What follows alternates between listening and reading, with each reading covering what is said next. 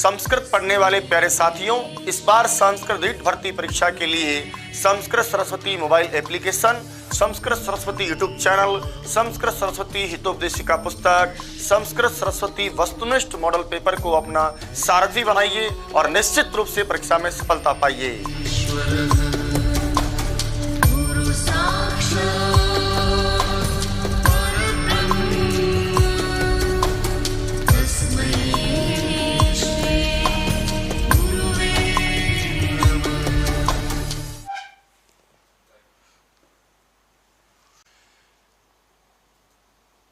नमस्कार, स्वागत है आप सभी का एक बार फिर सरस्वती परिवार में। मैं राम कुमार शास्त्री आप सबका हार्दिक स्वागत और अभिनंदन करता हूं। प्यारे साथियों, आज की इस क्लास में हम शिक्षण सहायक सामग्री के स्थान पर बात करेंगे भाषा कौशलों की। एक बार आप सभी नमस्कार करें, पता चले आप मुझसे जुड़ गए। माँ सरस्वती को नमन करता हूँ और आपकी सब मनोकामनाएं पूरी हो, इसके लिए माँ शारदे को शब्दों के माध्यम से खुश करने का प्रयास करता हूँ। एक बार क्लास को आप सभी फेसबुक पर शेयर करें, अपने व्हाट्सएप स्टेटस पर लगाओ और जल्दी से ग्रुप पर शेयर करो। हम चलेंगे आर से पार, धुआंधार, और 19 तारीख को फिर हम रात के 8 बजे से लेकर नॉन स्टॉप रात के 12:30 बजे तक खेलेंगे भैया बुलेट ट्रेन। 23 तारीख को हम करेंगे रीट में 300 प्रश्नों का कत्लेआम चुनाव की भाषा में बोलते हैं उसको कत्ल की रात। 23 तारीख को मैं आपके एग्जाम से पहले कत्ल की रात रखने वाला हूँ। हर टॉपिक से हम 10 प्रश्न उठाने वाले हैं और मैं कोशिश करूँगा अपने ज्ञान और अनुभव का उसमें संचित करने का, कि जिस दिन आप 26 तारीख को दोपहर की 2 बजे बाद और 10 बजे सुबह पेपर देने बैठे हो तो सूरत तासीर नजर आनी चाहिए। इस बार कुछ भी हो, बस हमारी नौकरी लगनी चाहिए। एक बार क्लास को शेयर करो। मैं माँ शारदे को प्रणाम करता हूँ, उसके बाद हम क्लास में जुड़ते हैं। आज हम बात करेंगे भाषा के 4 कौशलों की। शुक्लां ब्रह्म विचार सारि परमां आद्यं जगद् व्यापिनीं वीणा पुस्तक धारिणीं अभयदां जाड्यान्धकारापहां हस्ते स्फाटिकमालिकां विदधतीं पद्मासने संस्थितां वन्दे तां परमेश्वरीं भगवतीं बुद्धिप्रदां शारदां बुद्धिप्रदां शारदां सानन्दमानन्दवने वसन्तम् आनन्दकन्दं हतपापवृन्दं वाराणसीनाथमनाथनाथं श्रीविश्वनाथं शरणं प्रपद्ये श्रीविश्वनाथं शरणं प्रपद्ये। श्री रमेशाय नमः, सुरेशाय नमः। नमस्कार। चलिए आज हम चर्चा करते हैं भाषा के 4 कौशलों की। प्रस्तावनात्मक क्लास है। समय को ध्यान में रखते हुए मैं थोड़ा सा गति से बढ़ूंगा। आप सब क्लास में जुड़ने का पूरा प्रयास करेंगे। शिक्षण सहायक सामग्री क्लास हम करेंगे परसों के रोज, है ना। 2 दिन में हम भाषा के 4 कौशलों को पूरा करते हैं। उसके बाद शिक्षण सहायक सामग्री लास्ट में हम चर्चा करते हैं। हमारा 3rd वाला टॉपिक रहेगा, इसका नाम इवोल्यूशन मूल्यांकन है, और जिसके दोनों पार्ट हम पढ़ेंगे, उपचारात्मक वाला, निदानात्मक वाला, और सीसी के पैटर्न में हम दोनों चर्चा करेंगे आपके सतत और व्यापक मूल्यांकन की। एक बालक का जब जन्म होता है तो जन्म के बाद सबसे पहले अपने परिवार के संपर्क में आता है और वो कानों से सुनता है। धीरे धीरे सुन सुन के एक समय ऐसा आता है कि अपनी माँ से, परिवार के जनों से जैसा कुछ सुनता है उसका अनुकरण करने का प्रयास करता है और उसको बोलने का प्रयास करता है। एक माँ जब अपने बच्चे को सामने लेकर उलुलुलुलुलु करती है, बच्चे को लगता है कि माँ कुछ एक्टिविटी कर रही है। उसकी मुखाकृति को देखकर वो भी एक प्रतिक्रिया देता है, और वो प्रतिक्रिया सीखी हुई प्रतिक्रिया नहीं होती बल्कि अनुकरण रूप प्रतिक्रिया होती है। माँ को देख करके वो बालक माँ की सी मुखाकृति बनाकर मुस्कुराता है, मतलब नकल करता है, अनुकरण करता है। माँ को लगता है मेरा बच्चा मुस्कुरा रहा है, लेकिन उसको ऐसा नहीं होता। उसको लगता है पता नहीं चुड़ैल जैसी औरत मेरे सामने बैठी और कैसे कैसे हरकतें कर रही है। उसको देख करके बालक मुस्कुराता है। तो माँ के मुखाकृति की ही अनुकृति, उसकी ही नकल करने का प्रयास बालक करता है, और हमको लगता है कि साहब वो हमें देखकर मुस्कुरा रहा है। तो जिंदगी में एक बालक की शुरुआत सीखने से कहाँ से होती है? आपकी अनुकरण से। कल भी मैंने आपसे कहा था कि भाषा सीखने का एक विधि, सबसे सर्वश्रेष्ठ विधि कौन सी? आपकी अनुकरण। तो चलिए साहब, भाषा कौशलों में मानव अपने विचारों के आदान प्रदान करने के लिए जिस माध्यम को अपनाता है उसको हम क्या कहते हैं? भाषा कहते हैं। भाषा का संबंध बोलने से होता है, यानी बोला जो जाए, बोल करके जिसमें अपनी भावनाओं का व्यक्त किया जाए, उसका नाम क्या होता है? भाषा। भाषा के माइनरी जो रूप होते हैं वो 3 है, लेकिन परीक्षा की दृष्टि से हम संस्कृत के पेपर में 2 लिखेंगे। भाषा सबसे पहले सांकेतिक रूप में आई, संकेतों से इंसान ने अपनी भावनाओं को व्यक्त करने का प्रयास किया, लेकिन धीरे धीरे उसी संकेत को हमने ध्वनि का रूप दिया, जिसको हम पहला रूप पढ़ेंगे मौखिक, और दूसरा होता है आपका लिखित। सर मौखिक में आपका बोलना और सुनना, जबकि लिखित में आपका पढ़ना और लिखना, 2 चीज़ समाहित होती है। मौखिक का संबंध हमेशा ध्वनि से होता है, क्योंकि मौखिक हमेशा मुख से मुखर रूप में प्रकट किया जाता है, और लिखित का संबंध होता है लिपि विज्ञान से। सीखने के 4 अवयव होते हैं, जिनमें सुनना और बोलना।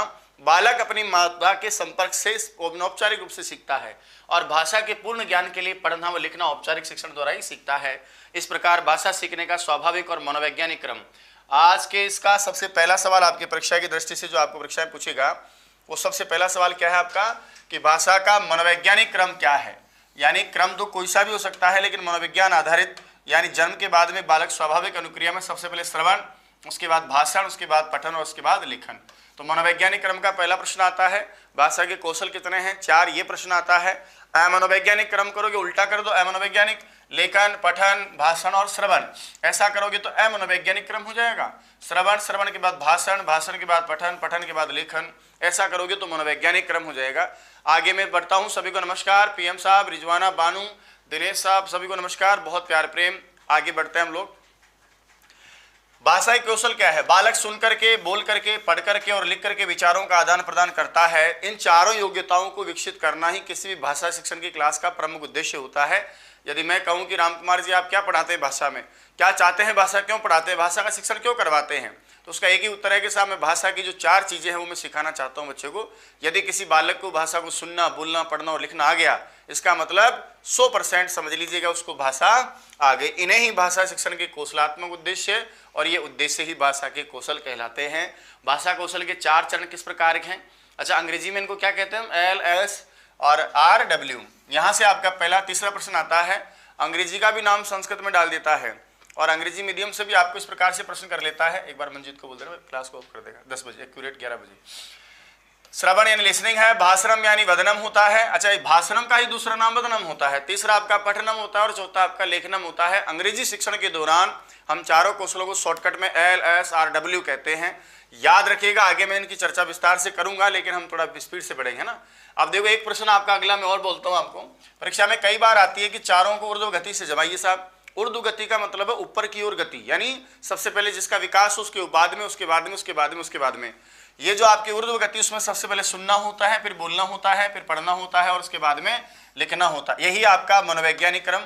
और भी बहुत सारे नाम इसके आगे हम पढ़ेंगे, लेकिन कहें कि एक बालक को आपने पहले लिखने का अभ्यास, पढ़ने का अभ्यास, फिर भाषण का, फिर सुनने का, इसका मतलब आपने मामला गड़बड़ कर दिया। इस ओर यदि आप आते हैं तो ये बालक की अधोगति है, यानी वो सीखने के उल्टे मनोवैज्ञानिक क्रम को फॉलो कर रहा है। यदि एहसास ऐसे से ऐसे जाता हो श्रवण से लेखन की ओर, ये ऊर्ध्व गति है, यही मनोवैज्ञानिक स्वाभाविक प्राकृतिक क्रम है। और यदि वो लिखने से सुनने की ओर उल्टा चलता है, ये मैंने लिखने में ऐसे लिखा, आप उल्टा समझिए कि सबसे पहले लिखना है ना, लिखने के बाद पढ़ना करता है, पढ़ने के बाद भाषण होता है, भाषण के बाद श्रवण होता है। समझ लीजिए बालक की अधोगति, और यही आपका अमनोवैज्ञानिक अस्वाभाविक क्रम है। ठीक है, चलिए साहब, बहुत बहुत शुक्रिया। पिंकी जी कह रही हैं किस क्लास की है? शिक्षण विधियां हम बात कर रहे हैं, ये हिंदी और संस्कृत में समानांतर है। भाषा कौशल का टॉपिक आपका हर जगह कॉमन टॉपिक होता है, इसलिए हिंदी शिक्षण विधि में भी, भाषा की अंग्रेजी शिक्षण विधि में भी और संस्कृत शिक्षण विधि में, तीनों में बराबर ही इसका महत्व है। भाषा शिक्षण के कौशलात्मक उद्देश्य कौशल कहलाते हैं, जिसमें हम बात कर रहे थे। देखो, श्रवणम, वदनम, पठनम, लेखनम, सुनना, बोलना, पढ़ना, लिखना, लिसनिंग, और ये आपकी हो जाएगी स्पीकिंग, रीडिंग और राइटिंग, है ना। मनोवैज्ञानिक स्वाभाविक प्राकृतिक सार्वभौमिक क्रम होता है। यदि श्रवण से भाषण, भाषण से पठन, पठन से लेखन जाओगे, यही सार्वभौमिक यानी सनातन है, इसी को लोगों ने स्वीकार किया है। जन्म के बाद भी यही क्रम होता है, इसलिए प्राकृतिक है, स्वाभाविक है, और इसी से बालक सीखता है, इसी से सीखना चाहिए, मनोवैज्ञानिक क्रम है। उल्टा करोगे मामला गड़बड़ हो जाएगा सर। इसके देखो, लेखन, लेखन से पठन और पठन के बाद में भाषण, भाषण के बाद श्रवण करोगे तो ये अमनोवैज्ञानिक क्रम, अस्वाभाविक क्रम, अप्राकृतिक क्रम या असार्वभौमिक क्रम कहलाता है। मैडम मॉन्टेसरी ने थोड़ा सा यहाँ परिवर्तन किया है, जो मैं आपको बताऊंगा। ये भी आपका एक अच्छा प्रश्न आता है कि सामान्य जो आपका मनोवैज्ञानिक क्रम है उसमें तो लिसनिंग, स्पीकिंग, राइटिंग और रीडिंग और राइटिंग है। दो में तो कोई माथापोड़ी नहीं है सर, दो में तो हमेशा माथापोड़ी ही नहीं है। दो में माथापोड़ी इसलिए नहीं है कि बच्चा हमेशा लिसनिंग से और स्पीकिंग से स्टार्ट करता है। तो जन्म के बाद पहले सुनता है, उसके बाद में बोलता है। नमस्कार आरिफ खान जी भाई साहब, नमस्कार। लेकिन बाद में जो दो है इनमें हमेशा प्रश्न बहुत गजब पूछता है आजकल आपसे। पहले तो एक बहुत सीधा सवाल आता था कि भाषा के कौशल कितने हैं, फिर आता था इनका मनोवैज्ञानिक क्रम क्या है। आजकल इनका नाम लेकर आपसे पूछता है कि बताइए मनोवैज्ञानिक क्रम कौन सा है, तो नॉर्मल क्रम मनोवैज्ञानिक है। मैडम मौर्य मोंटेसरी इटली की रहने वाली हैं। यदि इनके अनुसार पूछे तो हम पहले थोड़ा चेंज कर देंगे, इनके अनुसार हम करेंगे सुनना है ना, फिर बोलना, उसके बाद यहाँ पहले राइटिंग रखेंगे W से, उसके बाद रीडिंग यानी पढ़ना करेंगे। तो इन्होंने पढ़ने और लिखने के क्रम को पढ़ना लिखना नहीं कहकर लिखना और पढ़ना कहा। किसकी बात कर रहे हैं हम, मैडम मोंटेसरी की बात कर रहे हैं हम। और इन मैडम का इसलिए पहला राइटिंग आता है, लिखना इसलिए उन्होंने पहले रखा क्योंकि इनके अनुसार जिस क्रिया में सबसे ज्यादा इंद्रियां सक्रिय रहती हैं, बालक उस क्रिया को पहले सीखता है, जल्दी सीखता है और सीखा हुआ ज्ञान स्थायी होता है। पढ़ने में हमारी कम इंद्रियां काम आती हैं, आंख और मस्तिष्क सक्रिय रहता है, लेकिन लिखते समय हमारी आंख, हमारे संयम, हमारा मन और साथ में आपका हाथ भी क्रियाशील रहता है। तो सर्वाधिक क्रियाएं हमारी लिखने में होती है, इसलिए उन्होंने लिखने को बहुत प्राथमिकता दी। इसलिए उन्होंने कहा था कि 3 वर्ष के बाद बालक को लिखने का प्रयास करवाना चाहिए। ठीक है भैया। लेकिन हमारे एक सरयू प्रसाद महोदय और वे, उन्होंने कहा कि काहे लड़ रहे हो भाई, सुनना और बोलना तो आपको करना ही है और उसके बाद में आपको पढ़ना और लिखना, लिखना पढ़ना, ये सब लड़ने की जरूरत नहीं है आपको। दोनों काम से आसादी करवाए जाना चाहिए। पठन भी और लेखन भी दोनों समानांतर चलने चाहिए, दोनों एक दूसरे के पूरक हैं। तो याद रखना सर, पढ़ना और लिखना दोनों कैसे हो, एक साथ हो। ये बात कौन कह रहे हैं आपसे, सरयू प्रसाद कह रहे हैं। ये जो मनोवैज्ञानिक क्रम है, कई बार फ्रोबेल का नाम लेकर भी पूछ लेता है। तो फ्रोबेल ने आपके मनोवैज्ञानिक क्रम को स्वीकार किया, मैडम मोंटेसरी ने पहले लिखने को उसके बाद पढ़ने को स्वीकार किया, सरयू प्रसाद भाई साहब ने दोनों को एक साथ के लिए कहा। इन 4 कौशलों में 2 कौशल मस्तिष्क द्वारा ग्रहण करने से संबंधित हैं, जिसमें एक का नाम आपका श्रवण आएगा, एक का पठन आएगा, और 2 कौशल आपके अभिव्यक्ति यानी प्रेक्षण से संबंधित हैं, जिनके द्वारा मस्तिष्क बाहर कुछ रखता है, प्रकट करता है। तो 2 के द्वारा हम सीखते हैं, 2 के द्वारा हम प्रकट करते हैं, 2 हमारे इनपुट हैं, 2 हमारे आउटपुट है। मस्तिष्क हमेशा ग्रहण किन 2 चीजों से करता है, तो सर हमारे दिमाग में जो चीज घुसती है उसमें या तो सुन के हम सीखते हैं या पढ़ के हम सीखते हैं, और जिनके द्वारा हम सीखते हैं वो आपके ग्रहणात्मक यानी इनपुट कौशल हैं, और जिनमें ग्रहण किया हुआ है उसकी सार्थकता तभी होगी जब हम सत्यवीर जी तोमर साहब, तभी उसकी सार्थकता होती है जब हम उसका अभिव्यक्ति कर सके। और अभिव्यक्ति करने के लिए मस्तिष्क में 2 क्रियाएं होती हैं, या तो बोलकर अभिव्यक्त करेंगे भाषण से, या लिख करके अभिव्यक्त करेंगे लेखन से। इसलिए भाषण और लेखन दोनों अभिव्यक्ति यानी आउटपुट कौशल हैं। आगे बढ़ाता हूं सर मैं, इनमें पठन का बड़ा सर्वाधिक महत्व है। लेकिन याद रहे सर, सबसे इंपॉर्टेंट परीक्षा में आ जाए कि सबसे महत्वपूर्ण कौशल कौन सा है, क्योंकि इस लाइन को आप लोग बहुत गलत पढ़ते हैं। वैसे परीक्षा में आ जाए सबसे महत्वपूर्ण और सबसे आधारभूत कौन सा है, सबसे महत्वपूर्ण या सबसे आधारभूत का नाम पूछे तो सर आपकी नींव, आधारभूत, सबसे इंपॉर्टेंट, चारों कौशलों का प्राण, आधार जो भी है वो कौन है, आपका श्रवण कौशल है। बात समझ में आ रही है। तो इनमें सबसे इंपॉर्टेंट जो श्रवण कौशल है, लेकिन पठन का भी कम महत्व नहीं है सर। और श्रवण के साथ पठन इसलिए महत्वपूर्ण है क्योंकि अभिव्यक्ति तभी संभव होती है जब हम ग्रहण करते हैं, ग्रहण करने के बिना अभिव्यक्ति पॉसिबल ही नहीं है। इसलिए कहते हैं कि श्रवण और पठन ये दोनों ही बहुत इंपॉर्टेंट है। इन दोनों का संबंध ग्रहणात्मक से, इसलिए ग्रहणात्मक और अव्यक्तात्मक कौशलों में ग्रहणात्मक का बहुत महत्व है। बिना ग्रहण किए आउटपुट हो ही नहीं सकता साहब। तो ग्रहण करने के लिए या तो सुनना है या फिर पढ़ना है, और सुनने और पढ़ने में भी ज्यादा महत्वपूर्ण कौन है, आपका नंबर 1 श्रवण, और उसके बाद में कौन, पठन। चलो साहब, तो पठन के लिए थोड़ा अलग से लिखा है, लेकिन इंपॉर्टेंट आपसे परीक्षा में पूछे आधारभूत का नाम बताओ, तो देसी चूरा राजकुमार जोहार सर, तो हम परीक्षा में कहेंगे श्रवण सबसे इंपॉर्टेंट है। लेकिन पठन भी कम नहीं है, क्योंकि ग्रहण की दूसरी क्रिया का नाम ही पठन है। क्यों है पठन महत्वपूर्ण, तो पठन यानी वाचन कौशल जिसको हम कहते हैं, मैं बताऊंगा इसमें अंतर, दोनों में थोड़ा सा अंतर भी है, वैसे दोनों ही की बात है। इसलिए होता है क्योंकि लिखित अक्षरों का वाचन, देखो लिखित यानी लेखन से भी संबंध है, और वाचन रूप उच्चारण है, मतलब भाषण से भी संबंध है। तो दोनों ही तीनों क्रियाएं इसमें आ जाती है। इसमें लेखन का भी संबंध होता है और वाचन का भी संबंध होता है। आप बोलेंगे, पढ़ेंगे, कोई ना कोई सुनेगा, इसलिए श्रवण से भी संबंध होता है। केवल लिखित का शुद्ध उच्चारण करना मात्र पठन नहीं होता है, वो तो केवल उच्चारण करना होता है, बल्कि अर्थ ग्रहण पूर्वक शुद्ध उच्चारण करना पठन कहलाता है। इस प्रकार श्रवण कौशल का उद्देश्य सुनकर के अर्थ ग्रहण करना होता है, भाषण का उद्देश्य मौखिक अभिव्यक्ति करना होता है, पठन का उद्देश्य पढ़कर अर्थ ग्रहण करना उद्देश्य होता है, लेखन का उद्देश्य लिख करके अभिव्यक्ति करना प्रमुख उद्देश्य होता है। अब आ जाओ सर, भाषाई कौशलों को एक डायग्राम से समझाने का प्रयास करता हूं, थोड़ा सा आंखों को सक्रिय रखना। राधे राधे भाई सभी को, पंकज कुमार जी भैया नमस्ते। भाषाई कौशलों में कुछ ग्रहणात्मक है तो कुछ अव्यक्तात्मक है। ग्रहणात्मक का मतलब जिनसे हम विचारों को ग्रहण करते हैं, ये 2 ही क्रियाएं, एक तो या तो सुन करके सीखो या पढ़ करके सीखो। तो ग्रहणात्मक में एक आपका श्रवण यानी सुनना है, दूसरा कौन है आपका पढ़ना। दूसरी बात, अभिव्यंजनात्मक का मतलब होता है विचारों को प्रेषित करना, व्यक्त करना। एक बात याद रखना, अभिव्यक्त्यात्मक कौशल के लिए संस्कृत में एक और शब्द आपका आता है जिसका नाम है प्रेक्षण। और आपने CTBT ऐसे मनोविज्ञान में शब्द पढ़े होंगे। प्रेक्षण की विधियां होती हैं जिनका आप प्रक्षेप विधि के नाम से जानते हैं। प्रक्षेपी का मतलब, प्रक्षेपण का मतलब होता है हम किसी क्रिया या उद्दीपक के माध्यम से अपने अंदर के विचारों को बाहर फेंकने का काम करते हैं। तो सर अपने विचारों को बाहर फेंकना मतलब बाहर प्रकट करना मतलब अव्यक्त करना, तो ये शब्द कई बार ऐसे डिस्टर्ब कर देता है कि कौन से प्रेक्षणात्मक कौशल हैं। तो प्रेक्षण का मतलब होता है सर बाहर प्रकट करने की कौशल यानी अभिव्यक्ति करने के कौशल। ठीक है, अब देखो सर कौन कौन है, किस किस से बातें प्रकट होती है। तो या तो बोलकर बताओगे तो इसको वदनम या भाषणम कहेंगे, या लिख करके बताओगे तो इसको लेखन कहेंगे। तो दो कौशल ग्रहणात्मक है, सुनना और पढ़ना। दो कौशल आपके अभिव्यक्तात्मक है, एक आपका भाषण बोलना और दूसरा आपका लिखना। अब इनको फिर हमने बांटा, कुछ मौखिक हैं कुछ लिखित है इनमें से ही, तो मैंने इनको थोड़ा सा और बांट दिया और वो सब वर्गीकरण आपके सामने लिखा है कि जैसे मेरे पास में कुछ ऐसे कौशल हैं जिनको मैं मौखिक कहता हूं। मौखिक का मतलब मुख से बोल करके बोले जाते हैं, जिसको बोला जाएगा सर वो सुना भी जाएगा, इसलिए उनका संबंध ध्वनि से होता है, यानी ध्वनि विज्ञान से संबंध होता है। और सर हम ध्वनि को सिर्फ देख सुन सकते हैं, देख नहीं सकते। जिसको देख नहीं सकते वो उनको अमूर्त कहते हैं, इसलिए ध्वनि वाले क्या है सर अमूर्त है। और उसमें एक का नाम श्रवण है, एक का नाम क्या है भाषण। तो मौखिक कौशल कितने हैं? दो। ध्वनि विज्ञान यानी ध्वनि वाले संबंध भी कितने हैं सर? दो। और अमूर्त भी कितने हैं आपके? दो। कौन कौन है? श्रवण और भाषण। और सर सुनो, कहते हैं लिखित भी दो हैं। लिखित का संबंध लिपि से होता है, लिसनिंग का संबंध लिपि विज्ञान से है। इनको यानी लिखे हुए को हम देख सकते हैं तभी तो हम पढ़ पाते हैं, इसलिए इसमें मूर्त कहा जाता है। एक पढ़ना होता है सर, एक लिखना होता है। याद रखना सर, केवल उच्चारण करना पठन नहीं होता, बल्कि जो लिपि होती है उस शब्द लिपि का शुद्ध उच्चारण करना, तो लिपि से भी संबंध होता है पढ़ने का। लिपि को हम सर देख सकते हैं, इसलिए वो मूर्त है। तो ये दो लिखित रूप है, इनका संबंध लिपि विज्ञान से है, और ये आपके मूर्त है जिसमें पठन और लेखन आता है।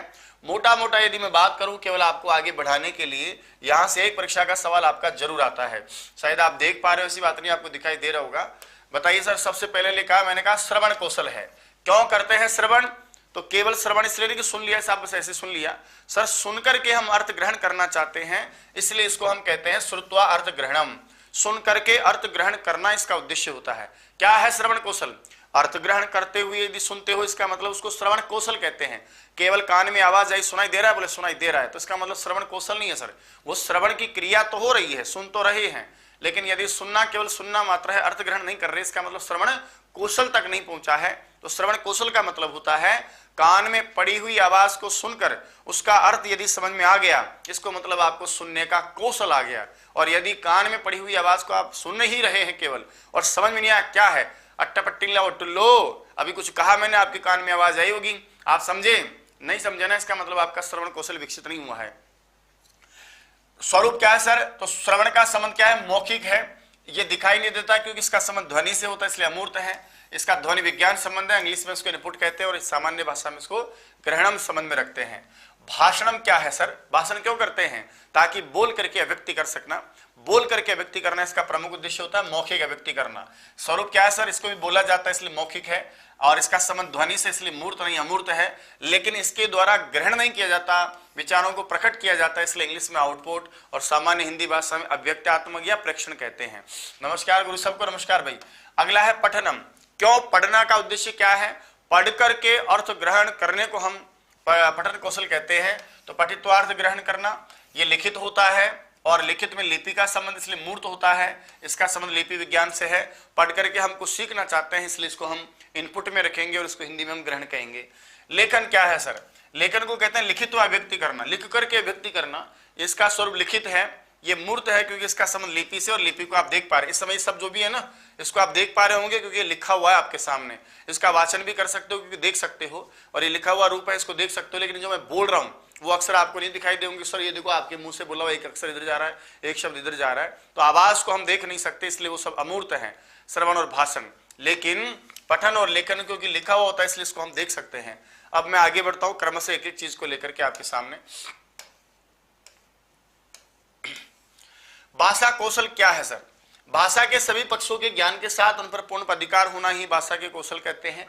परिभाषा डॉक्टर एस के देशपांडे ने कहा था कि भाषा शिक्षण केवल भाषा का ज्ञान प्रदान करना या सूचना प्रदान करना नहीं होता है, बल्कि व्यक्ति को उन 4 कौशलों में दक्ष करना होता है। 4 कौशल कौन से हैं? श्रवण, भाषण, पठन और लेखन। नेक्स्ट आपका बोर्ड एजुकेशन लंदन, भाषा एक कौशल कला और भावों की प्रक्रिया है, अभ्यास सर्वोच्च स्थान है। मैं आपको एक प्रश्न दूंगा परीक्षा में आने लायक कि बताइए भाषा के शिक्षण के लिए क्या जरूरी है। तो सर भाषा शिक्षण के लिए जिंदगी में सबसे ज्यादा अनुकरण के साथ साथ में किसकी ज्यादा आवश्यकता पड़ेगी आपको? अभ्यास। अनुकरण इंटू अभ्यास कर दो सर। जितना अधिक भाषा में अनुकरण होगा और जितना अधिक उस अनुकरण का बार बार पुनरावृत्ति अभ्यास होगा, समझ लीजिए वो व्यक्ति, वो बालक उतनी अच्छी भाषा और उतनी जल्दी भाषा सीखता है। भाषा कौशल की विशेषताएं क्या है भाषा कौशल? तो सैद्धांतिक पक्ष में कहते हैं कि भाषा विज्ञान में व्याकरण का ज्ञान होना भाषा कौशल है। व्यावहारिक पक्ष में भाषा कौशल का ज्ञान होना, भाषा कौशल एक अंतः क्रिया है जिससे अवबोधात्मक ज्ञान होता है, एक शाब्दिक शब्दों की अंतः क्रिया है। भाषा कौशल का उद्देश्य बोधगम्य होता है, कुछ सीखना होता है। भाषा कौशल अर्जित होते हैं, वैसे कौशल जिंदगी में अर्जित ही होते हैं। जिसको आपने कौशल कह दिया वो हमेशा हुनर होता है और हुनर को जिंदगी में प्राप्त ही किया जाता है, किसी के बाप की बपोती नहीं होती। इसमें शारीरिक व मानसिक क्रियाएं होती हैं, प्रशिक्षण और अभ्यास की आवश्यकता होती है। भाषा कौशलों का आधार भाषा विज्ञान और ग्रामर होता है। भाषा कौशल विचार संप्रेषण का प्रमुख साधन और माध्यम होते हैं। एक विशेष प्रश्न मैंने देखा था सर, सीटेट के एग्जाम में आया शिक्षण विधियों के अंतर्गत कि भारतीय परंपरा के अनुसार कितने सोपान है भाषा शिक्षण के, है ना? यानी भाषा शिक्षण के कार्य को प्राचीन भारत पद्धति में कैसे कैसे किया जाता था। सुनिएगा ध्यान से, यह आपके लिए नई चीज है। सीटेट का प्रश्न मुझे याद नहीं है, पेपर सत्र आपका कौन सा था, एक बार देखो आप। भारतीय परंपरा अनुसार 4 सोपान बताए हैं। लिखा चतुष्टय विद्या नाम प्रवृत्ति ही, 4 प्रकार से विद्या में यानी भाषा में प्रवृत्ति होती थी। एक तो शिक्षण कार्य में शिष्य गुरु से शिक्षा ग्रहण करता था, तो एक तो शिक्षण कार्य में ना, और दूसरा स्वाध्याय काल में पठन और लेखन कार्य होता। एक होता था प्रवचन काल जिसमें संभाषण द्वारा सीखा जाता था। एक होता था व्यवहार काल, इसके अनुसार भी विद्या ग्रहण की जाती थी। तो 4 प्रकार से विद्याओं का ग्रहण होता था सर। या तो हम शिक्षण कार्य गुरुजी से पढ़कर विद्या सीखते थे, या फिर स्वयं ही प्रवृत्त होकर विद्या सीखते थे, या फिर कोई संभाषण करता था, कोई बोलता था तो उससे विद्या सीखते थे। और एक व्यवहार काल का मतलब होता है कि सामान्य दुनियादारी से, जो लौकिक व्यवहार से भी हम विद्या ग्रहण करते थे। तो विद्या ग्रहण करने के, भाषा सीखने के 4 प्रोग्राम थे। या तो मास्टर जी से पढ़ना, या फिर खुद से पढ़ना, या फिर कोई सुना दे आपको बड़ा बूढ़ा घर का बुजुर्ग आदमी उससे पढ़ना, या दुनिया समाज से पढ़ना। तो 4 प्रकार से विद्याओं की प्रवृत्ति होती थी। प्राचीन काल में भारतीय परंपरा में 4 प्रकार से दुनिया सीखती थी। अब देखिए सर, भाषा क्यों सीखें? भाषा सीखने की क्या जरूरत है? आपका बिना भाषा भी तो काम चल सकता है। नमस्कार अनतमुर के भाग भैया, प्रणाम आप सबको। रिजवाना बानू, निर्मला चौधरी, रोशन, सभी को नमस्कार भाई। भाषा सीखने की आवश्यकता वातावरण को पहचानने के लिए, वातावरण को समझने में सहायक है। 5 ज्ञानेंद्रियां, 5 कर्मेंद्रियां और मन के अनुसार वातावरण को अनुकूलित करने में भाषा का बहुत सहयोग होता है। यदि आप कहीं जाओ और आपको बोलना ही नहीं है ना, मतलब भाषा ही नहीं है ना, तो पागल की तरह लगोगे आप और जानवर की तरह डोल डाल कर वापस आ जाओगे, है ना, हांड के जिसको बोलते हैं। चलो भाई, भाषा सीखने के कुछ आधार हैं सर। जिज्ञासा, मैंने कहा आपको कि भाषा सीखने में अनुकरण का बहुत बड़ा योगदान होता है। तो लिखा आगे कि जिज्ञासा व अनुकरण की सहज प्रवृत्ति हर इंसान में, जन्मजात कोई भी बालक हो, हमेशा उसमें ये और ये 2 चीजें तो पाई जाएगी। चाहे दुनिया में किसी भी इंसान की औलाद हो, किसी भी इंसान का बच्चा हो, यदि जन्म के बाद में उसमें अपने आप ही भाषा सीखने की जिज्ञासा, उत्कंठा रहती है, मैं बोलूं, ये जन्मजात प्रवृत्ति पाई जाती है। और उसकी जिज्ञासा के लिए वो आगे जाकर अनुकरण को अपनाता है। तो जिज्ञासा व अनुकरण ये सहज प्रवृत्तियां हैं, हमेशा किसी न बालक में, हर बालक में पाई जाती है। शरीर, मन और आत्मा का सुंदर व संतुलित समन्वय होता है। स्वस्थ शरीर, मन व बुद्धि में अच्छे भावों का समन्वय होता है। भाषा सीखने के आधार का मतलब है जिज्ञासा की प्रवृत्ति होना, अनुकरण की प्रवृत्ति होना और इन तीनों का संतुलन होना, तीनों का स्वस्थ रहना। जितना इंसान का शरीर स्वस्थ रहता है, मन स्वस्थ रहता है, आत्मिक रूप से व्यक्ति उतना ही मजबूत होता है। भाषा सीखने की प्रवृत्ति। अच्छा, आप सबका सेंटर भी आ गया क्या? सभी का सेंटर साथ साथ देते हैं, दे रहे? अच्छा, जल्दी बता रहे, मारो करौली आगोर, मारो पतौन खड़ा आगोर। रणतंबोर के बाग भैया कह रहे करौली आए हैं।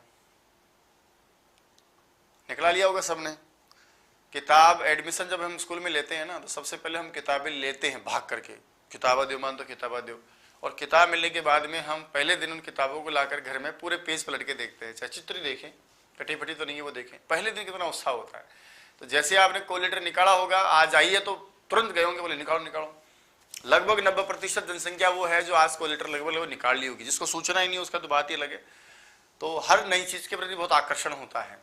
तो आप लोगों को लगा होगा यार आ गया, निकाल लो। और सबसे पहले आपकी दृष्टि कहाँ हो गई कि देखो मारो कड्डाए हो।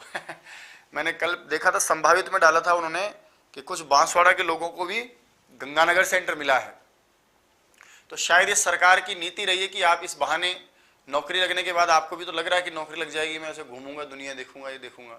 कुछ नहीं देखना, एक स्कूल देखनी है, अपना घर परिवार देखना, जिंदगी आपकी चरखा बन जाएगी, चरखा है ना, चरखा जैसे चलता है ना, यहाँ से वहाँ चक चक चक चक चक चक चक, तो आपकी रेलगाड़ी छुक छुकी चलेगी। इसलिए क्या पता सरकार इस बात को समझती हो कि चलो परीक्षा के बहाने कम से कम राजस्थान तो भ्रमण हो ही जाएगा। राजस्थान से बाहर भी यदि आपका पाकिस्तान तक सेंटर जाने की कोई आशा होती तो शायद मैं समझता हूँ कि आपका पाकिस्तान में कहीं लाहौर शहर में भी सेंटर आया होता, पर मर्यादा है कि हम राजस्थान से बाहर सेंटर दे नहीं सकते। तो इस बहाने आप लोगों को सौभाग्य मिलेगा राजस्थान भ्रमण का, और मैं समझता हूँ कि इस सौभाग्य को आपको जाया नहीं जाने देता है ना। तो 2 दिन 1 दिन परीक्षा के उत्सव को मनाइएगा, जहां भी सेंटर आए आप जाइएगा, और परीक्षा देने के बाद, पहले नहीं, योजना भी नहीं बनानी पहले, तो आपको परीक्षा देने के जस्ट बाद जो भी समय आपके पास बचे और जिस शहर में आपका एग्जाम सेंटर है उस शहर को घूम के जरूर आना। ये मेरा वादा है कि नौकरी लगने के बाद जिंदगी में उस शहर में आप दोबारा नहीं जा पाओगे ये मैं आपको लिख के दे सकता हूँ। तो यदि आपको लगता है कि यार इस शहर में तो मैं कभी जाता ही नहीं, गया ही नहीं, और पहली बार सेंटर के बहाने जा रहा हूँ, तो परीक्षा दे करके उस सेंटर को, उस शहर को जरूर घूमना, क्योंकि यदि उस दिन भी नहीं घूमा तो जिंदगी भर ये मलाल रहेगा कि काश यदि उस दिन में उस शहर को देख आता, तो कम से कम राजस्थान का एक जिला तो मैं ढंग से देख लेता। क्योंकि जैसे ही आपकी एग्जाम हो जाएगी आप फिर उसी पुरानी दुनिया में, उस परम अलौकिक आनंद में, घर गृहस्थी में, दुनियादारी में डूब जाएंगे, मशगूल हो जाएंगे। और नौकरी लगने के बाद स्कूल और आपका कमरा, स्कूल कमरा, घर आपका, इससे बाहर आपकी दुनिया विलुप्त हो जाएगी। ज्यादा से ज्यादा भैंस का दूध निकाल लेंगे या गोबर फेंक लेंगे, और भी बताने की जो भी आपके हुनर हैं, है ना, वो आप सब करेंगे, क्योंकि पढ़ना लिखना तो आप आगे करेंगे नहीं। चलो साहब, तो कुछ गुनगुना देता हूं, मैं गुनगुनाया हूं, और जिनका भी अच्छा आज एकादशी भी, जलजूनी एकादशी भी, तो आप सबको भी बहुत बहुत शुभकामनाएं। और आपकी जिंदगी वैसे झलझूनी रही है अब तक आगे भी झूलती रहे अभी आपके धक्के लगते हैं इसलिए आपकी जिंदगी झूलती रहे, यार रुक रहे, यार रुक रहे, और फिर खुशी के मारे झूले आपकी जिंदगी। तो झूले जिंदगी में कई प्रकार से अभिव्यक्त होते हैं, झूले झूले होता है। एक तो दुनिया आपको धक्का मारती है, उधर आपको हट हट, ये भी आपका झूला ही है। और एक आपका श्रावणी तीज का होने वाला झूला है, जो अभी एकादशी को भी झूल रहे हैं, भगवान को भी झुलाते हैं। भगवान क्या है, बाल रूप आने जाते हैं, और बाल रूप में होता है, छोटा बच्चा रो रहा होता है, मम्मी कुछ नहीं करती साहब, फटी पुरानी लुगड़ी उगड़ी गांव में होती है, उसमें डाला बच्चे को, खाट के 2 पाए लगाए, चलो और जैसे ही बच्चा झूलता है खुश हो जाता है, उसको लगता है संसार हिल रहा है और मैं सुरक्षित हूँ क्योंकि माँ के आंचल में हूँ, है कि नहीं। तो आप भी क्या है कि इस एकादशी जलझूनी को 2 तरह से समझ लीजिएगा। एक तो जिंदगी में आपके धक्के लगे तो आपके जो रोजाना एकादशी आ रही है इस समय, लेकिन जब आपकी नौकरी लग जाएगी तब जिंदगी के बाहर के झूले आपके आएंगे, वो अलग झूले होंगे। तो आपको उन अलग झूलों की बहुत बहुत शुभकामनाएं। भगवान करे आपकी अगली एकादशी जलझूलनी को आप भी जिंदगी के हिलोरे लें, रसों में मशगूल हों, और आपकी जिंदगी भी बहुत प्यार प्रेम से झूले। अब तक के जो आपके झूले हैं, जिसको आप कभी झूलना नहीं चाहते, तो आपकी झूली हुई जिंदगी को झूले मिले, भगवान करे तुम सब बहुत फूले फले ठीक है, आगे बढ़ते हम लोग बात कर लेते हैं। मेरा मन था क्योंकि ये चैप्टर बहुत लंबा है, इसलिए मैं कुछ मोटी मोटी बातें करके जाना चाहता हूं आपसे। तो भैया भाषा सीखने की प्रक्रिया कैसे, हम भाषा कैसे सीखते हैं। तो देखो साहब, यहां से भी एक अच्छा हिंदी का प्रश्न, संस्कृत में अब तक प्रश्न नहीं आया, सीटेट में अप्रोच किया है, लेकिन हिंदी में आपके बहुत काम का आता है। तो भाषा कैसे सीखी जाती है, जन्म के बाद में एक बालक भाषा को कैसे कैच करता है। सबसे पहले वस्तु चित्र, या तो साक्षात वस्तु दिखेगी, चित्र देखेगी, इनका स्पष्ट और स्थायी मस्तिष्क में बिंब बनता है। मैंने किसी भी चीज को देखा तो उस चीज का, या किसी भी चित्र को दिखाया तो उस चित्र का भी, अच्छा चित्र के माध्यम से वस्तु की कल्पना करते हैं, तो उसका तुरंत दिमाग में क्या बन जाता है, एक बिंब बनता है, फोटो। वस्तु को देखने पर बनने वाले बिंब आपके निम्न प्रकार के हैं। कौन कौन से बिंब, तो ये बिंब आपने बहुत पढ़े होंगे हिंदी में, क्योंकि हमारे संस्कृत में तो है नहीं, है हिंदी में जरूर है। तो सुनिए सर, आ जाएगा सबका, जिनका निकल नहीं रहा आपको चिंता नहीं करनी है, आपको सिर्फ पढ़ाई की चिंता करो, आ जाएगा, सेंटर का आ जाएगा। एक होता है सर दृष्टिबिंब, यानी देखना, आंख, चक्षु या दर्शन इंद्र से इसका संबंध है। दृष्टिबिंब का मतलब क्या होता है, व्यक्ति, वस्तु या पदार्थ जिसको आप देखेंगे उसका चित्र का बिंब आंखों में बन जाता है। आपने कोई भी चीज देखी उसका तुरंत बिंब हो जाता है कि इसको देखा, देख लिया, आंखों में फोटो छप गई, जैसे गधा घोड़ा गाय जो भी आपने देखा वो छप गया साहब, तो आंखों में बिंब बन जाती है, फोटो बन जाती है, उसको दृष्टिबिंब कहते हैं। दूसरा श्रुति बिंब, श्रुति का मतलब सुनना, इसका संबंध कान से, कर्णेंद्रिय से है, कान या कर्ण कह लो। सुनने के बाद भी किसी वस्तु का, व्यक्ति आदि का बिंब मस्तिष्क में बन जाता है। जैसे एक तो आपने देखा तो दिमाग में फोटो छपी, एक आपने सुना कि यार कल हाथी आया था गांव में, तो हाथी का नाम लेते भी सर आपके दिमाग में एक, सुनने पर भी, हाथी शब्द को सुनने पर भी दिमाग में एक बिंब बनता है, उसको हम श्रुति बिंब कहते हैं। तीसरा आपका होता है विचार बिंब या वैचारिक बिंब, इसको समझना भाई। जब दृष्टि बिंब या श्रुति बिंब से बनने वाले बिंबों पर चिंतन विचार प्रारंभ हो जाता है, अच्छा वो हाथी वो ऐसा वैसा, आस्ती वैसा वैसा, अच्छा वो गधा अच्छा अच्छा ऐसा वैसा, वो मेरे पड़ोसी जैसा। तो जब हम कोई चीज सुन करके खोपड़ी में चित्र बने, तब तो आपका क्या होता है, देख करके बने दृष्टिबिंब, सुन करके बने श्रुतिबिंब। और यदि उस श्रुति या दृष्टिबिंब पर कुछ बातें भी, कुछ दिमाग में उसके आकार स्वरूप गुण दोषों की भी चर्चा हो, तब उसको श्रम क्या कहते हैं, ऐसे बिंब को वैचारिक बिंब या विचार बिंब कहते हैं।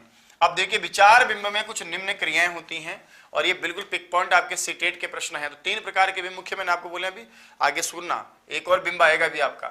अब जो विचार बिंब है उसमें निरीक्षण करना, देखना मतलब तुलना करना, प्रत्याहार समान गुणों को अलग करना, सामान्यकरण समान गुणों का संयोजन करना, नामकरण यानी नाम देना। अच्छा यह है क्या, एक चौथा बिंब आपका और होता है, इसका नाम होता है भाव बिंब। तो दृष्टि बिंब देखने पर जो बने, श्रुति बिंब सुनने पर जो बने, और चिंतन भी स्टार्ट हो जाए तो उसको विचार बिंब, लास्ट में आपका चौथा भाव बिंब। कहते हैं कि पदार्थ या वस्तु के बारे में कोई भी भाव, अच्छा है बुरा है, मेरे गुरुजी अच्छे हैं, फलाने ढीकड़े हैं, जो भी हैं, तो वे भावात्मक रूप से जो आपका बिंब बनता है, दिमाग में जो बातें बनती हैं, हर्ष होना, दुख होना, दया, करुणा, श्रद्धा, आदर आदि, ये 4 बिंब है। और ये आजकल परीक्षा में ट्रेंड में है, लेटेस्ट है, और परीक्षा बहुत कुछ आने लगते हैं। चलो आपका मालपुरा सेंटर है, अच्छी जगह है मालपुरा, कोई दिक्कत नहीं है। बाकी आपके बहुत दूर दराज सेंटर आएंगे, इसलिए पहले ही दिन व्यवस्था कर लेना भैया। जयपुर में सेंटर आने का मतलब नहीं जयपुर सिटी में सेंटर, हमारे आधा चाकसू कोट खावदा तक जा रहे हैं आपके सेंटर। तो इसलिए किसी भी जिले में सेंटर आया तो ये भूल जाइएगा कि आपका जिला मुख्यालय पर सेंटर आया है। सौभाग्य आपका यदि जिला मुख्यालय पर आपको सेंटर मिलता है तो, वरना जिले की सारी तहसीलों में इस बार पंचायत समिति मुख्यालय तक सेंटर जाएंगे आपके। और वो पंचायत समिति मुख्यालय बाड़मेर जैसलमेर वाले जिलों में तो 100 किलोमीटर पे है ना। जयपुर और इधर के जो जिले हैं उनका जो जिला हेडक्वार्टर है उससे ज्यादा दूरी पर तो बाड़मेर, इधर जो पश्चिमी राजस्थान के जिले हैं उनका पंचायत समिति हेडक्वार्टर होता है। इसलिए थोड़ा सा करना। और बाकी आपको बताएंगे हम। ठाकुर निशान जी कह रहे हैं मोदी जी का जन्मदिन है आज, तो चलो हम भी मोदी जी को बहुत बहुत शुभकामनाएं देते हैं। भगवान करे वो आगे ऐसे बढ़ते रहें और बढ़ते ही रहें। चलो साहब आगे देखो भाई, हाँ जहां भी सेंटर है मस्त रहा। भाषा सीखने की कुछ युक्तियां होती हैं। क्या क्या युक्तियां हैं साहब? तो भाषा सीखने की कुछ युक्तियां हैं। मैंने आपको बोला था कि विशेष रूप से भाषा सीखने की युक्तियां सोपानों को 4 भागों में बांटते हैं। एक है जिज्ञासा, किसी भी वस्तु पदार्थ या व्यक्तियों के बारे में जिज्ञासा उत्पन्न होने को जिज्ञासा कहते हैं। सीख जानना चाहना, जानने की इच्छा को क्या कहते हैं? जिज्ञासा। फिर जिज्ञासा के बाद अनुकरण होता है। अनुकरण द्वारा सर्वाधिक सीखता है सुनना और भाषण, 2, ये दोनों तो हमेशा अनुकरण ही होता है। फिर तीसरा होता है अभ्यास है, भाषा में प्रवीणता प्राप्त करना। पुनरावृत्ति और दोहरान द्वारा भाषा में हुनर हासिल किया जाता है। और चौथा है प्रयत्न, व्यक्ति द्वारा जिज्ञासा को प्राप्त करने का प्रयत्न करना। तो सर आपका इसमें कौन कौन है? नंबर क्रम से रखोगे तो जिज्ञासा, दूसरा आपका प्रयत्न, तीसरा है अनुकरण और चौथा है आपका अभ्यास। और मैंने उस दिन भी कहा था कि भाषा शिक्षण की युक्तियां 4, भाषा शिक्षण के सोपान 4, भाषा शिक्षण के क्रम विकास के चरण कितने? 4 हैं। सबसे पहले मन में क्या होती है? जिज्ञासा, फिर जिज्ञासा को पूरा करने का प्रयास, फिर उसका होता है अनुकरण और लास्ट में पुनरावृत्ति बार बार अभ्यास। ये प्रश्न भी सर आपके सीटेट में बहुत ज्यादा भयंकर तरीके से आपके पूछे जाते हैं, बहुत ज्यादा पूछते हैं सर। और ये सब आपके सिलेबस की बातें अलग नहीं है, आजकल खूब ट्रेंड में है। सबसे पहला है सर आपका श्रवण कौशल। अब यहाँ से केवल मैं परीक्षा ओरिएंटेड ही बात करूंगा और आगे बढ़ूंगा, सुनते रहो आप। श्रवण कौशल क्या है? अर्थ ग्रहण पूर्वक यदि आप सुन रहे हो, यानी केवल कानों में आवाज नहीं आ रही, आप बात को समझ रहे हो, इसका मतलब वो श्रवण कौशल है। इसका उद्देश्य सुनना और सुन करके अर्थ ग्रहण करना। और ये देखो लिखा है ना, भावों का अवबोध करना क्या है? श्रवण कौशल है। भाषाई शिक्षण का सबसे पहला क्वेश्चन श्रवण कौशल है, सबसे पहला है। इसलिए परीक्षा का सवाल सुनिएगा, प्राथमिक कौशल कहते हैं। अब कई लोग प्राथमिक, द्वितीय, तृतीय और चतुर्थक में नहीं समझ पाए। आपकी रीट का सवाल था, बताइए प्राथमिक कौन है? तो आप सोचते हैं प्राथमिक का मतलब प्राइमरी लेवल का कौशल पूछ रहे शायद, ठीक है। तो ये प्राथमिक कौशल है। इसे भाव ग्रहण कौशल कहते हैं क्योंकि इसके द्वारा भावों को समझा जाता है। प्रथमतः यानी पहली बार भाषा का ग्रहण श्रवण के माध्यम से ही होता है। केवल सुनना मात्र श्रवण कौशल नहीं होता, बल्कि सुनकर के अर्थ ग्रहण करना श्रवण कौशल कहलाता है। जिंदगी में सर्वाधिक, जिंदगी में सबसे प्रयुक्त ज्यादा ये होता है क्योंकि जिंदगी में सबसे ज्यादा सुनने के अवसर मिले हैं। आपकी आज तक नौकरी नहीं लगी, आप बेरोजगार हैं, तो जिंदगी में आपने बहुत ज्यादा सुना होगा। अभी दुनिया की सुन रहे हो, जब आपका रोजगार हो जाएगा उसके बाद में स्कूल में प्रिंसिपल साहब, हेडमास्टर साहब की साथ सुनना, जब शादी हो जाए तो घरवाली की सुनना, और जिंदगी में बूढ़े हो जाओ तो अपने बच्चों की सुनना। तो कुल मिलाकर आपको सुनना ही है जिंदगी में। तो सबसे पहले भी विकसित यही होता है भाषा कौशल, कौन? श्रवण कौशल। और इसका संबंध श्रवण इंद्रिय से मतलब कानों से होता है। भाषा कौशल की 3 शक्तियां, ये भी बहुत अच्छा है। आजकल ये परीक्षा में ये प्रश्न भी बहुत ट्रेंड में है, आपकी परीक्षाओं में ये प्रश्न भी बहुत आ रहा है कि श्रवण कौशल की 3 शक्तियां, प्रमुख विशेषताएं जो है वो 3 है। कौन कौन?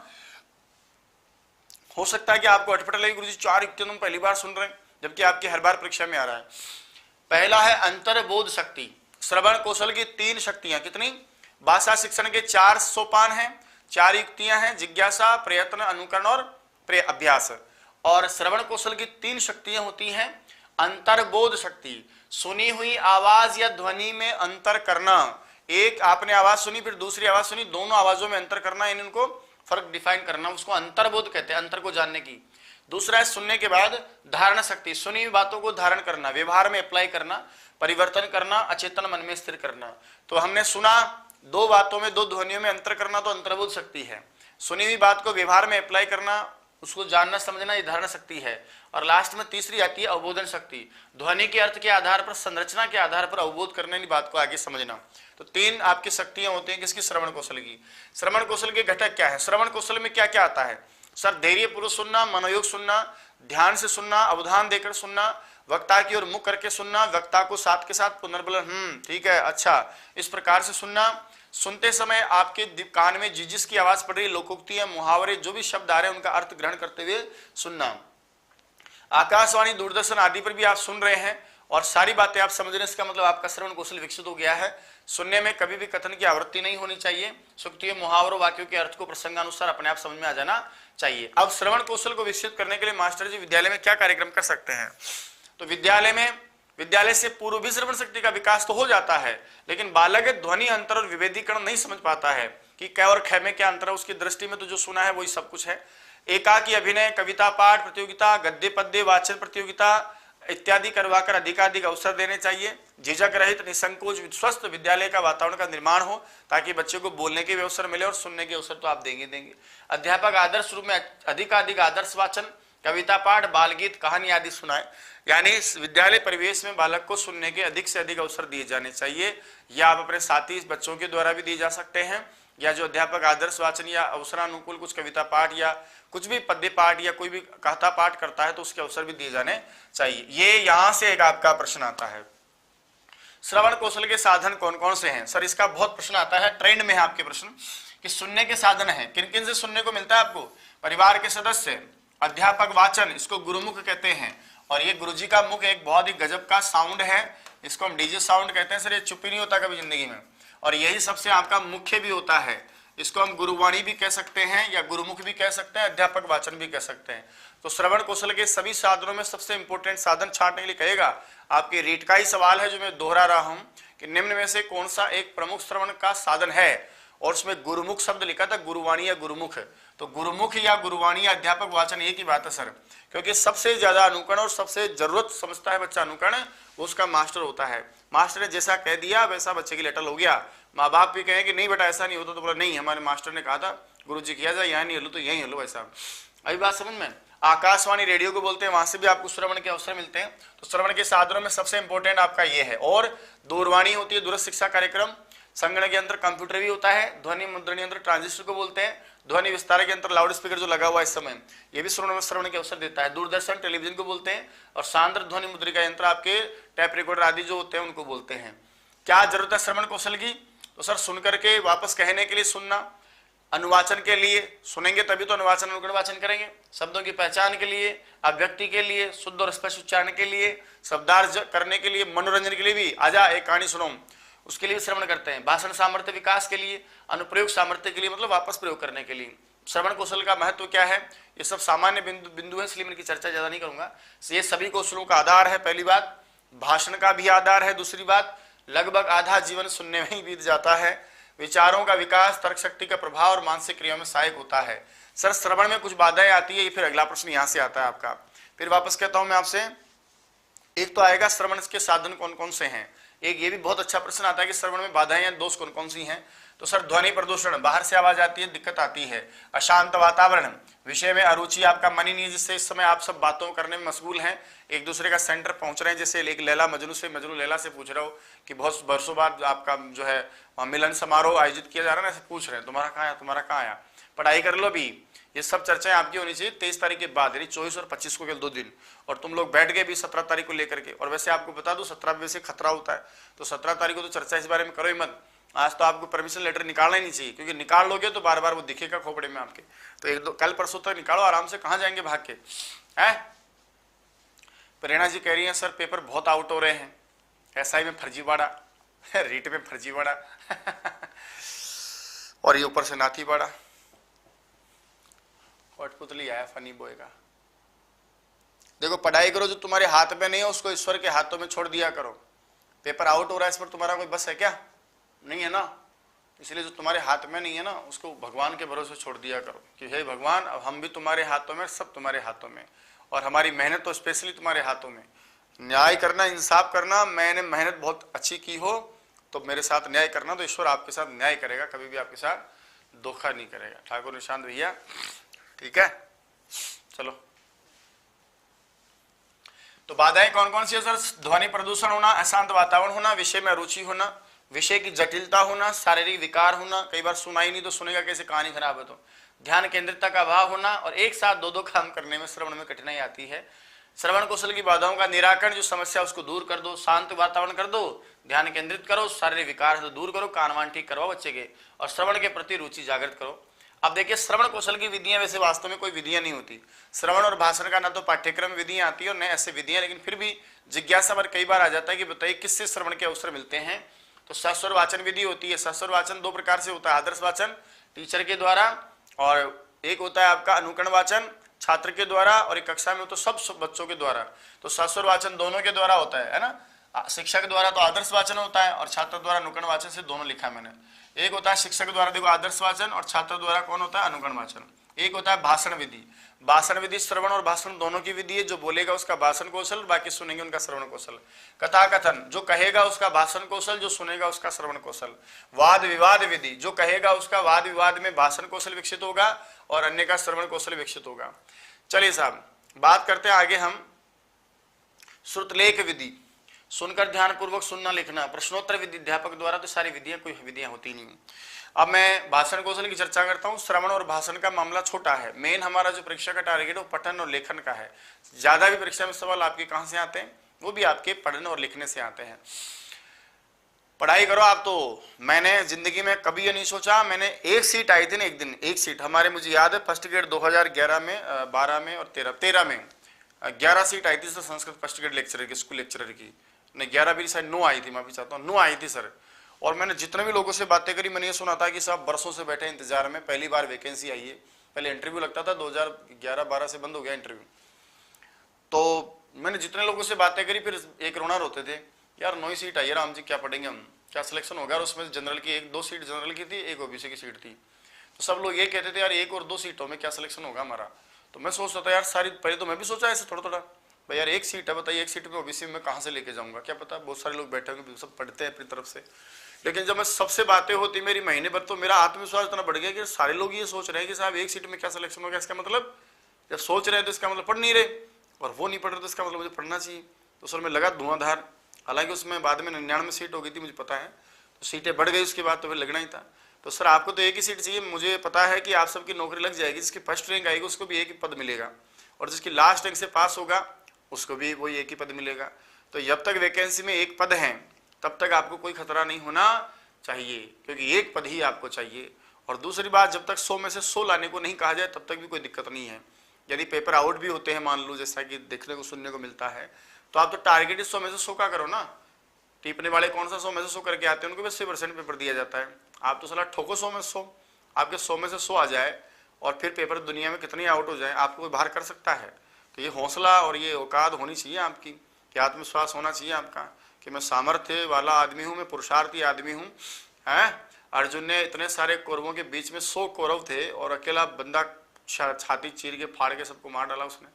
तो वैसे आपकी भी हिम्मत होनी चाहिए कि मैं चाहे कुछ भी हो, जब तक पूरी 31,000 वैकेंसी ऊपर से नहीं जाती तब तक 1 भी पद रह गया ना, तो वो 1 पद मेरे बाप का है। मेरी बात। और ये फुड़ बातों में ध्यान दोगे ना, तो इनसे तो आपका भटकाव होता है, और भटकाव से आप काम नहीं करोगे, अरुचि पैदा हो जाती है आपकी। मैं आपको बोल रहा हूँ, कल नहीं तो परसों आपको लेटर निकलाओ, और ये सारी बातें है ना, सेंटर कहाँ आया कहाँ नहीं आया, कैसे चलना है, ये 23 तारीख के बाद यानी 24 तारीख से सोचो आप। राजस्थान रोडवेज में आपको पता है 5 दिन पहले आपके सब फ्री कर दिया है। वहाँ कोई भी आपका मित्र है उससे बात करो, यार मेरा सेंटर वहाँ आया, तो एक बार कह दो उसको। बाकी जिम्मेदारी नैतिकता के नाते वो अपनी लेगा। कोई भी प्रकार की समस्या हो अपने दोस्तों के साथ शेयर करो। बहुत सारे शिक्षा विभाग के कर्मचारी आपके हर जिले में कार्यरत हैं, आपके हर एरिया से आपके पहले साथी लोग नौकरी कर रहे हैं। सबका सहयोग लो, जानकारी लो, गूगल मैप का सहयोग लो, निश्चिंत हो जाओ, और इसके बारे में कम से कम चर्चा करो, बकवास मत करो। इन चीज़ों में फंसोगे तो फिर दुनिया हंसेगी तुम पे। इसलिए इन सारी चीज़ों को साइड में करो, कोलेटर निकाल लो, बात खत्म, रख लो। कहाँ जाना है देख लो, एक बार डिसाइड कर लो भाई इतनी इतनी दूर है, फला फला जिले में, उस जिले से 40 किलोमीटर जाना, उसका ये माध्यम है। और आज राजस्थान में बड़ा सौभाग्य है कि 2012 से लेकर के अब तक बहुत बड़ी बड़ी वैकेंसियाँ हो रही हैं, और आपके हम जैसे बड़े भाई साहब सब मित्र वगैरह लोग इस शिक्षा विभाग में किसी विभाग में काम कर रहे हैं। आज कम से कम 2012 से लेकर अब तक 2.5 लाख कर्मचारी राजस्थान में बने हैं। तो हर जिले में हर जगह आपकी अप्रोच है, आपके साथ पढ़ने वाले, अब आज नौकरी करने वाले किसी न किसी रूप में आपके जरूर कहीं ना कहीं हर जिले में हैं, तो उनका सहयोग लिया करो। और वो लोग खुश हैं, ऐसी बात नहीं है। राजस्थान में आज भी सब बहुत प्यार प्रेम से रहते हैं, हमारा सौभाग्य है, और बाकी लोग हमारा बहुत कोऑपरेट करते हैं, तो उसको लो आप। और ये सारी जिम्मेदारी सामने वाले को छोड़, बोले मैंने पढ़ाई का टाइम है यार, 2 घंटे मैं नहीं सोचूं, 2 घंटे तू सोचना। सब एक दूसरे की हेल्प करते हैं, करने भी चाहिए। आई बात समझ में? मेरे स्कूल में भी सेंटर आएगा, आशा जी कह रही नहीं, मेरे स्कूल में भी सेंटर आएगा तो क्या हो जाएगा? बेकार लोगों, पढ़ाई करो, इन सारी बातों को साइड में रखे, इनमें कोई सारांश नहीं है, कोलेटर निकलवा लो और फालतू की चीजों मत करो, और एक दूसरे का सहयोग लो, और जो हमारे टीचर बंधु हैं उनका सहयोग लो, ठीक है। चलो, भाषण कौशल का मतलब होता है शुद्ध उच्चारण पूर्वक के वदन यानी बोलना। उक्त का उद्देश्य क्या है? बोल करके अभिव्यक्ति करना भाषण कौशल का मुख्य उद्देश्य होता है, यानी मौखिक अभिव्यक्ति, भावों और विचारों की अभिव्यक्ति करना। सामान्य उद्देश्य शुद्ध उच्चारण करना होता है। भाषण का एक ही मेन पर्पज होता है, उच्चारण की शुद्धता। एक मैंने लिखा था अनर्गल मनोरंजन, तो कई लोग समझ नहीं पाए थे। अनर्गल मनोरंजन का मतलब होता है बेतुका मनोरंजन। लाजा एक बात बताऊं तो है ना, एक चुटकुला सुनाऊं तो इसको हम मनोरंजन कहते हैं। भाषा शिक्षण का द्वितीय कौशल है। वाणी रूप में भाव प्रकट करना ही भाषण कौशल है। वाग रूपम भाव प्रकटनमेव भाषणम। विचारों के आदान प्रदान का सहज और सरल माध्यम है। जन्मजात कौशल नहीं है, वातावरण से प्रभावित होता है।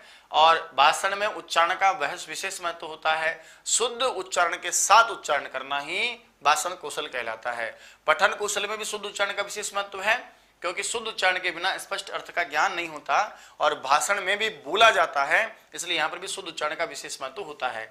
याद रखना सर, ये आपके परीक्षा की लाइन है, अंडरलाइन कर लो इसको, सीख लो कि भाषण कौशल 3 प्रकार से विकसित होता है।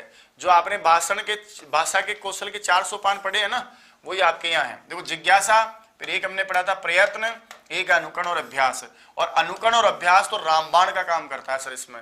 तो भाषा कौशल या भाषण के लिए भी, बोलना है ना, बोलना, इसके लिए भी जिज्ञासा, अनुकरण और अभ्यास ये सर्वाधिक काम करता है। ये भी बहुत ट्रेंड में रहता है, प्रश्न बहुत आता है। भाषण कौशल है क्या? वाणी रूप में भाव प्रकट करना भाषण है। वाग रूपम भाव प्रकटने में भाषणम। व्यक्ति मन के भाव व्यक्त करने के लिए मुख से कह करके व्यक्त करता है, यही मौखिक अभिव्यक्ति ही भाषण कौशल कहलाता है।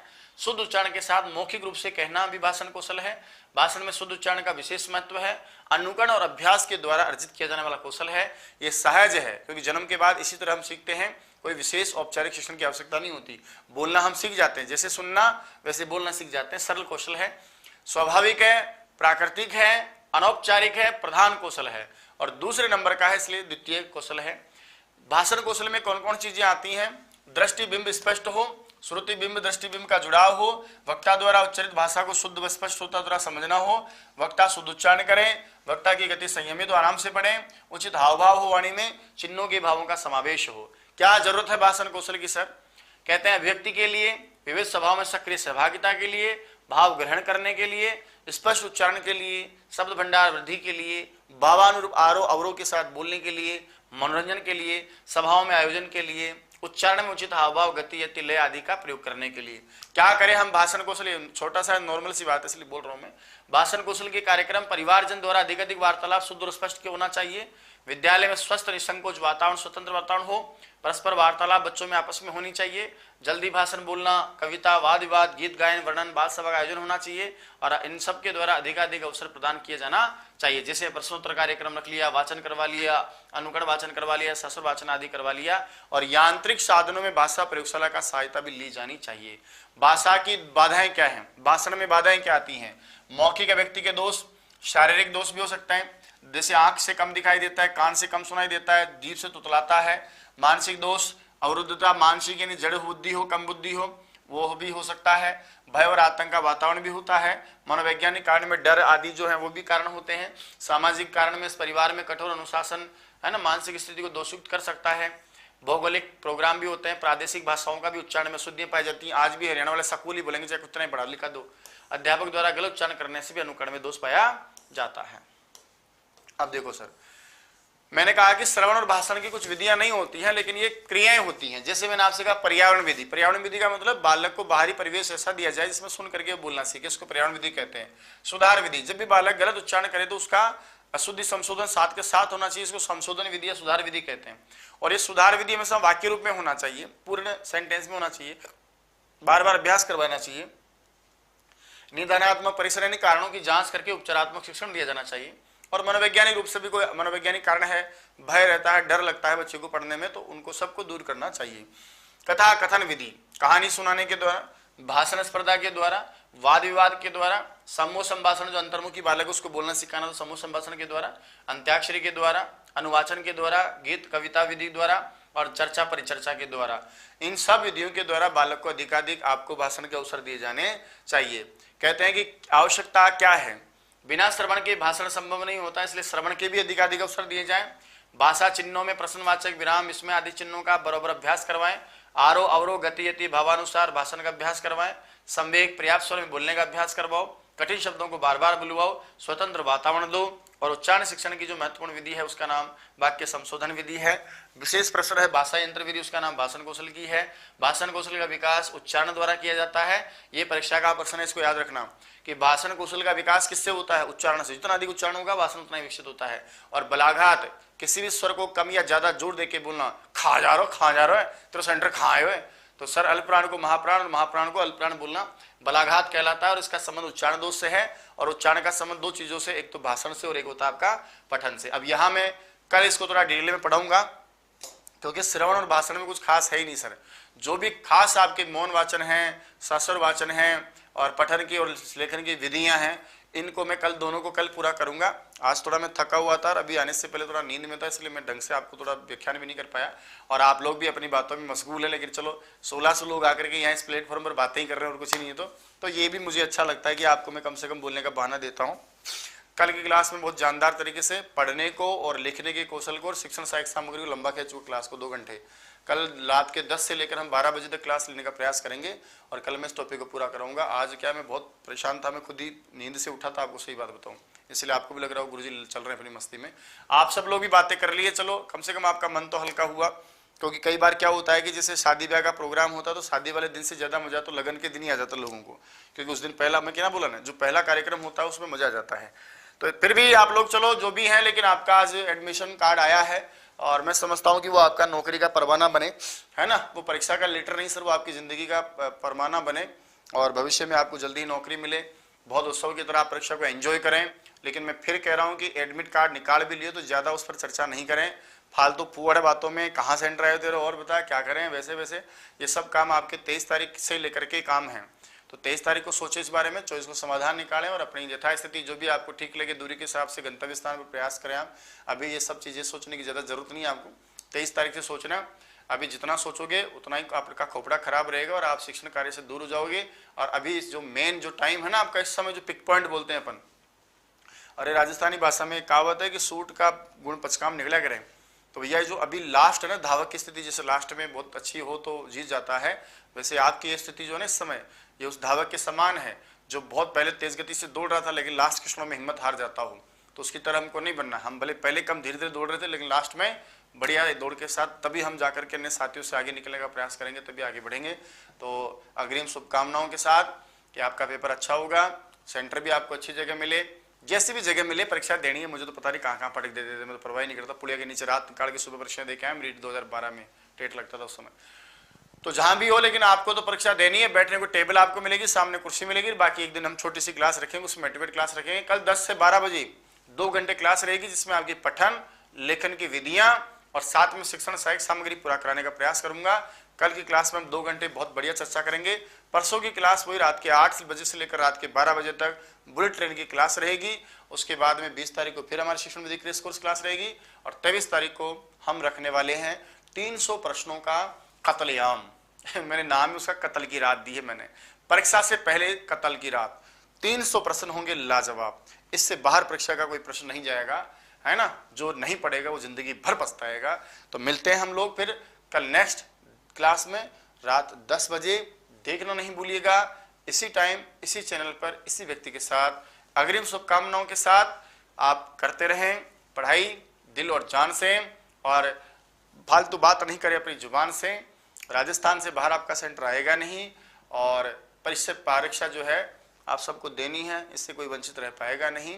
फालतू बातों में ध्यान मत दो। मैं फिर कह रहा हूँ आपको, आज से खूब मुझे ले लिए बातों को, मैं टोके भी कौन थाने, मैं नटो कि भाई चलो टाबर है बेचारा, एडमिट कार्ड आए हमको आज रोकना, तो भी कौन माने कि छोटा टाबर है जो रोक दिया करे ना, पापा ये मत कर दो, उपचार कर ज्यादा कराया करे। तो आपका मन है भी, बच्चे बूढ़े हैं तो क्या हुआ, अभी आप हैं तो बच्चे सब तो लगे ही ना आपके, माना कि आप बूढ़े बच्चे हैं, ठीक है। और अच्छी बात है कि आप लोगों के लिए बहुत सारे लोग अच्छा काम भी करते हैं, लिख रहे हैं कि साहब निःशुल्क व्यवस्थाएं रखते हैं, अच्छी बात है। समिति आयोग की क्लास रखेंगे 24 तारीख को, ताजा 23 तारीख को तो हम वो काम करेंगे, है ना, और 24 तारीख को हम लोग काम करेंगे।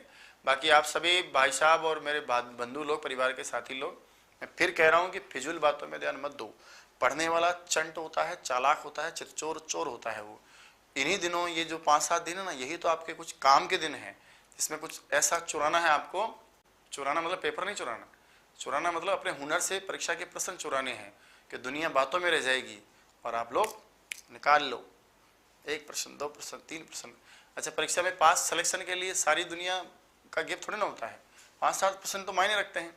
हम लोग 120 पे आके अटक गए, कट ऑफ 22 गई थी, हमने 6 प्रश्न चुरा लिए, हम 126 पे पहुंच गए, हम हीरो, दुनिया जीरो। इसलिए दीपिका कंवर राठौड़ बहन जी, प्रेरणा जी, मुस्कान भैया, अमृतलाल दादा, राधिका जी, कविता जाट, किरण, हेमराज चौधरी, फालतू की बातों से ध्यान हटाओ, चेता अपना, खोपड़ा अपना, दिल और दिमाग अपना परीक्षा में लगाओ, मेहनत करो, नौकरी पाओ, हैं, और अपने जीवन को खुशहाल बनाओ, अपने माँ बाप के सपनों को साकार करो। कल मिलते हैं 10 बजे क्लास में।